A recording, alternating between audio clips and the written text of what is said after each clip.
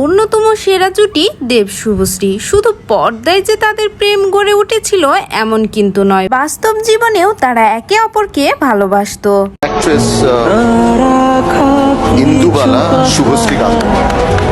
তবে সেই প্রেম বিয়ে পর্যন্ত করানোর আগেই বিচ্ছেদ হয় দেব শুভশ্রীর। কিন্তু ভিউয়ার্স, জানেন কি কেন ভেঙেছিল দেব শুভশ্রীর ভালোবাসার সম্পর্ক, আর এতে কারই বা দোষ ছিল? জানতে হলে সম্পূর্ণ ভিডিওটি না টেনে দেখতে থাকুন। দেব শুভশ্রীর সব অজানা কিছু জানতে পাবেন এই ভিডিওতে।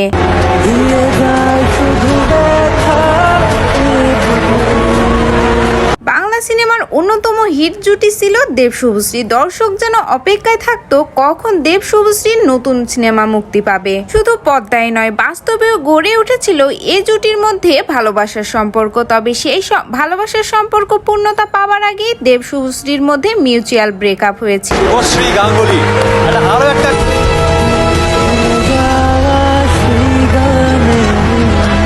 শুভশ্রী বিয়ে করতে চেয়েছিল, কিন্তু দেব তখন ক্যারিয়ার নিয়ে খুব ফোকাসড, তাই বিয়ে করতে চায়নি।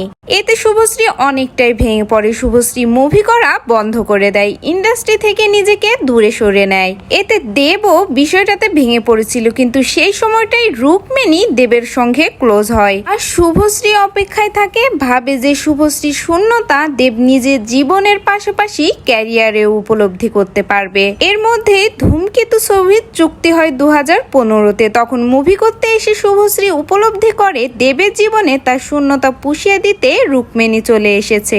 ধূমকেতু মুভিতে একটা বিয়ের দৃশ্য শুট ছিল। সেই শুটটা শেষ করে মেকআপ রুমে ফেরার পথে 50 মিনিটের দূরত্বের রাস্তা ছিল। পুরোটা রাস্তা শুভশ্রী সেদিন গাড়িতে কান্না করেছিল। পরিচালক নিজেও শুভশ্রীর কান্না থামাতে অনেক চেষ্টা করেছিল, কিন্তু শুভশ্রী শুধু কেঁদেই চলেছিল, কারণ তার প্রিয় মানুষটার বউ হওয়ার স্বপ্ন সিনেমাতে হলেও সেটা বাস্তবে আর কখনোই হবে না। তবে দেবও প্রথম খুব কষ্ট পেয়েছিল, কিন্তু দেবকে মেন্টালি সাপোর্ট দেওয়ার জন্য সাথে সাথে রুকমিনিকে পেয়েছিল। তাই দেবের লাইফে এসবের তেমন কোনো প্রভাব পড়েনি।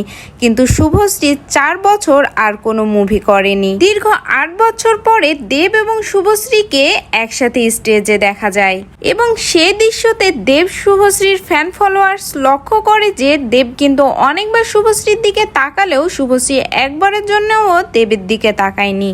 আর এতে বোঝা যায় নারীর অভিমান কতটা ভয়ঙ্কর। তবে দীর্ঘ 10 বছর পরে সেরা এই জুটিকে আবারও পর্দায় দেখা যাবে ধূমকেতু সিনেমার মাধ্যমে। দেব শুভশ্রীর সিনেমা যেন আমাদের শৈশবকে মনে করিয়ে দেয়। আমরা সবাই অপেক্ষা করছি দেব এবং শুভশ্রীর ধূমকেতু সিনেমার জন্য। সো ভিউয়ার্স, এই বিষয়ে আপনার মূল্যবান মন্তব্যটি কমেন্ট বক্সে জানিয়ে যাবেন, এবং নেক্সট আপডেট পেতে অবশ্যই ভিডিওটিতে একটি লাইক করে যাবেন। ধন্যবাদ।